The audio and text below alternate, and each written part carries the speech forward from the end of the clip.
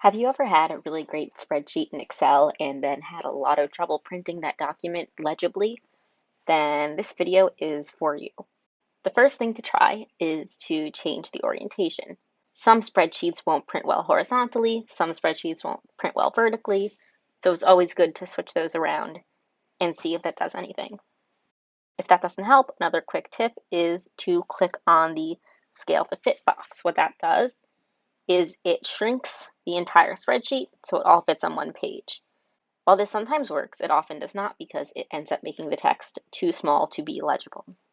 The next method we're going to review is a little bit more complicated, but also a lot more useful. So when Excel prints out a document, it just breaks the page when it runs out of space. So you're going to end up potentially with one page that has most of the chart and the other page that has maybe 2 rows left.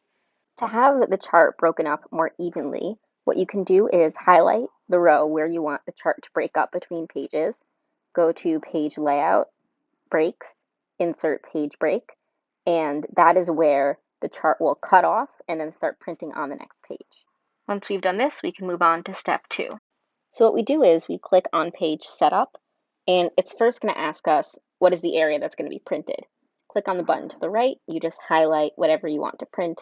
In this case, I'm going to highlight the entire chart.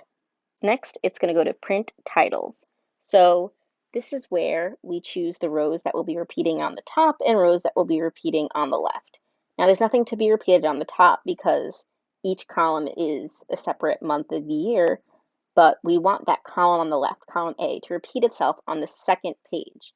So when we highlight column A, what's going to happen is column A will appear not only on page 1, but also on page 2. So each page will have the easy reference of the product number.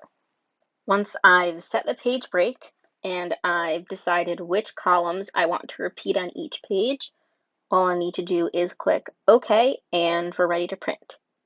So once I get to printing, and in this case, I'm going to save it as a PDF so we can see the final result.